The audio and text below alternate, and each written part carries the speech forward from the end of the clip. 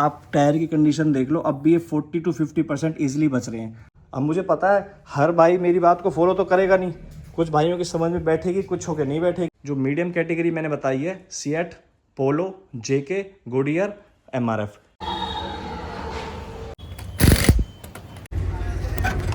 88 number का मतलब ये 560 kg वेट उठा सकते। और ये अपने नए टायर की मैन्युफैक्चरिंग 48 वीक 24 मतलब दिसंबर 24 लेटेस्ट अभी का बना हुआ है ये। इस वीडियो में हम कवर करेंगे कि किस कंडीशन में हमें अपने गाड़ी का टायर चेंज करा लेना चाहिए, साथ ही साथ हमारे लिए बेस्ट टायर कौन सा होने वाला है। सबसे पहले मैं आपको कुछ 5 कंडीशन बताता हूँ जिसमें आपको अपनी गाड़ी का टायर चेंज करा लेना चाहिए। पहली, अगर आपकी साइड वॉल पे पंचर हो रहा है तो आपको चेंज करा लेना चाहिए। दूसरा, आपका टायर कहीं से फूल गया, जैसे यहाँ से फूल रहा है तो चेंज करा लेना चाहिए। और तीसरा, जैसे आपकी गाड़ी की एज पूरी हो गई है टायर की, तो फिर ये क्रैकिंग की लाइन आ रही है, देखने को मिल रही है, इस कंडीशन में भी आपको टायर चेंज करा लेना चाहिए। चौथा पॉइंट, ये हमारे जो इंडिकेटर है ये हमारे टायर के लेवल में आ जाएं, उस कंडीशन में हमें टायर चेंज करा लेना चाहिए। चौथा पॉइंट। और पांचवा और सबसे मेन पॉइंट, जब हमारी गाड़ी, जैसे हमारी गाड़ी का टायर है 14 और 18, 14 वीक 2018 का टायर है ये। गाड़ी जब भी हम टायर ले रहे हैं तो उस टाइम पे हमें सबसे मेन ध्यान देने वाली बात है, आपका टायर 1 महीना या 2 महीना पुराना होना चाहिए। जैसे हम टायर लेंगे ना, अब हम तो वीक देखेंगे और साथ ही साथ जो इसका सन है 2018, तो हम 2024 का टायर लेंगे और वीक जो बैठेगा उस हिसाब से एडजस्ट करके काउंट करके वही टायर लेंगे जो सबसे लेटेस्ट होगा। क्योंकि जितना टायर आप लेटेस्ट लोगे उतनी ही उसकी लाइफ आगे ज़्यादा मिलने वाली है हमें।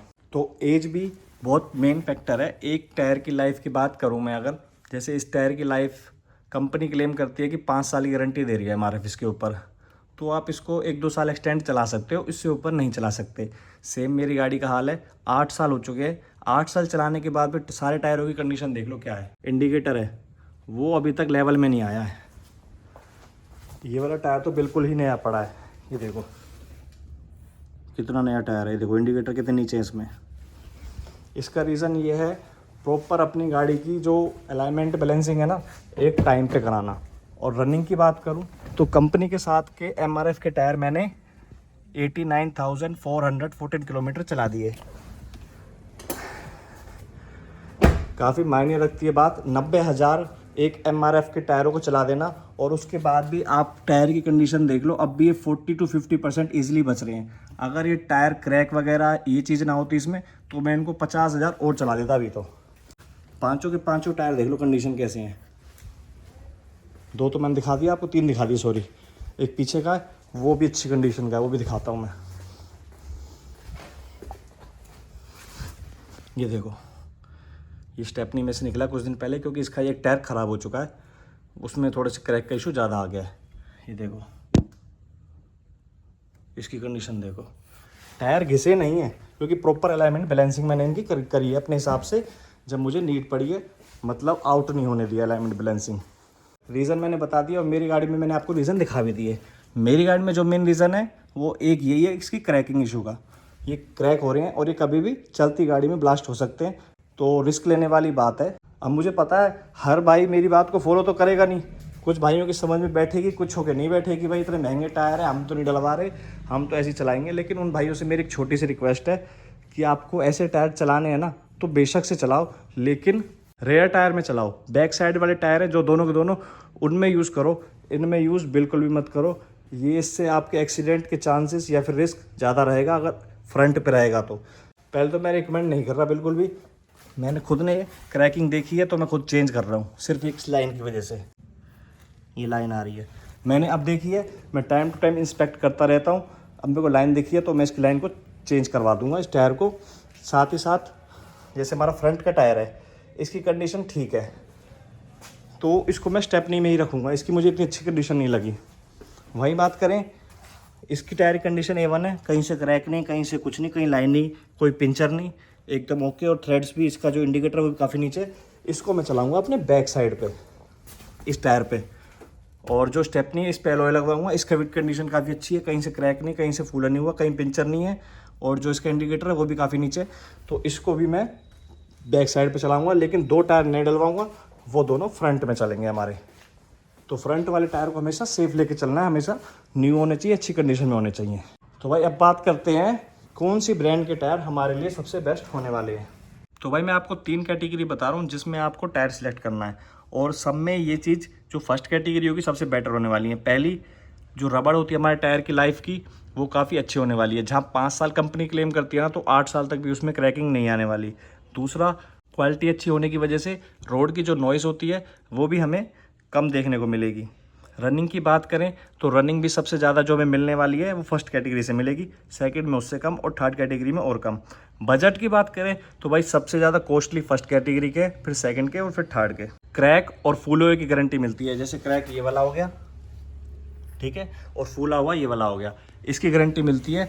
कभी भी कट वगैरह की गारंटी नहीं मिलती। फर्स्ट कैटेगरी में जो टायर आते हैं वो मैं आपको बता दूं, जो बिल्कुल कॉमन है वो ब्रांड बताऊंगा और कोई नहीं बताने वाला। मिशलिन, ब्रिजस्टोन, योकोमा और कॉन्टिनेंटल। मेरे हिसाब से ये 4 टायर ऐसे हैं जो कि फर्स्ट कैटेगरी में आते हैं, जिनकी क्वालिटी काफ़ी अच्छी देखने को मिलती है। लाइफ भी, साउंड भी ज़्यादा नहीं करते ये, और हमें रबड़ भी काफ़ी स्मूथ मिलती है इनकी, बस प्राइस थोड़ा ज़्यादा ही रहेगा। अब करता हूँ सेकंड कैटेगरी की बात, जिसको मैं हमेशा प्रेफर करता हूँ कि भाई आप इसमें जाओ, और मैं खुद हमेशा सेकंड कैटेगरी के टायर ही यूज़ करता हूँ। इसमें थोड़ी बहुत नॉइज़ होती है, ठीक है, हर चीज़ इसमें वही होती है। रबड़ इतनी अच्छी नहीं होती, जैसे 5 साल के बाद, 8 साल बाद ये क्रैक इशू आ गया MRF में, ठीक है।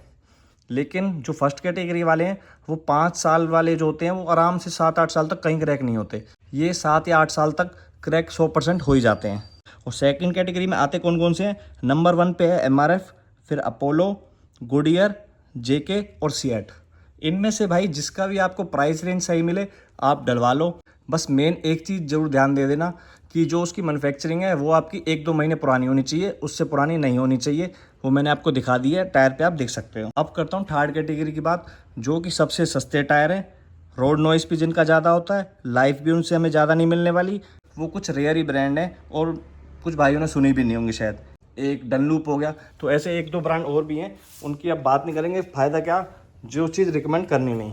तो भाई जिसका बजट अच्छा है, कोई कॉम्प्रोमाइज़ नहीं करना चाहता टायरों के साथ, टायर की नॉइस उसको बिल्कुल पसंद नहीं है, टायर की लाइफ भी अच्छी चाहिए, रनिंग किलोमीटर भी अच्छी चाहिए टायर से, तो फर्स्ट कैटेगरी में जाए। अब बात करें जैसे कि मेरी गाड़ी की, एक एवरेज पकड़ के चलें, 8 साल में 90,000 चली है, 12,000 चली है 1 साल में, ठीक है।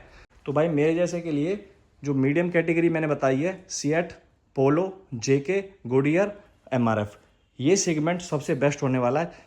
इनकी जो फर्स्ट कैटेगरी की लाइफ बताऊं तो वो 1-1 लाख तक चल जाते हैं, ठीक है। नॉर्मली मेरी रनिंग थोड़ी स्मूथ एरिया पे है, जब भी मेरे टायर कम घिसते हैं। और वहीं बात करूं MRF की, तो नॉर्मली पकड़ के चलें एवरेज ऑफ रोड और एक स्मूथ रोड को लेके, तो 60-1,000 आराम से चल जाते हैं। तो मैं ये कहूँगा भाई कि आप बीच वाली कैटेगरी की तरफ वो भाई जाएं जिनकी ड्राइव मैंने आपको बता दी है, 10,000 से 12,000 साल की गाड़ी चलाते हैं, तो 5-6 साल तक उनका काम चल जाएगा, और 5-6 साल बाद वो टायर भी एक्सपायर हो जाएंगे और टायर की लाइफ भी खत्म हो जाएगी, साथ ही साथ आपके टायर भी खत्म हो जाएंगे। ज़्यादा पैसे वेस्ट उनको करने की नीड नहीं है। अब वहीं बात करें थर्ड कैटेगरी, वो मैं रिकमेंड करता ही नहीं हूँ, सस्ते टायर की तरफ मत जाओ भाई। एक बात और, प्रॉपर टायर की लाइफ बढ़ाने के लिए मैं बता दूँ आपको, हमेशा इस पे एक सिलिकॉन बेस अच्छी पॉलिश यूज़ करो, जिससे कि हमारे टायर की रबड़ हमेशा सॉफ्ट रहे, हार्डनेस और क्रैकिंग का इशू देखने को ना मिले। बाकी भाई जो मैं करवाने वाला हूँ कल टायरों के साथ, एक बार मैं चेंज करवा के कौन से मैंने डलवाए, कौन सा मेरे को रेट सही लगा, वो कल मैं आपको बता दूंगा क्या क्या रेट पड़ा मुझे टायरों का, और मैंने कौन से लिए वो मैं आपको दिखा दूंगा, और कैसे मैंने लगवाए हैं।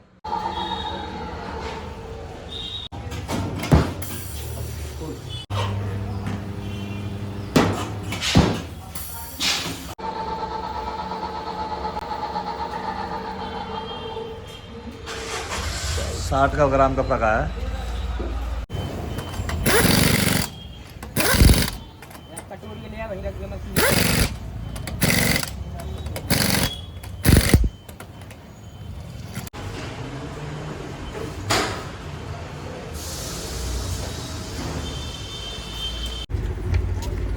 क्या कर रहे हो?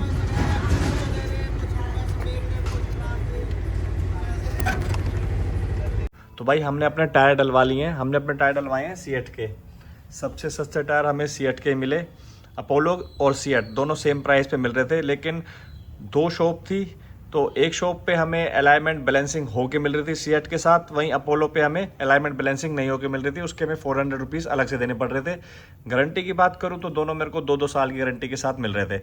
MRF लेने का मन था, लेकिन वो 5200 के थे, पर उसके साथ गारंटी वगैरह कुछ नहीं थी, तो इसलिए हम भाई सिएट की तरफ गए। और ये अपने नए टायर की मैन्युफैक्चरिंग 48 वीक 24 मतलब दिसंबर 24 लेटेस्ट अभी का बना हुआ है ये।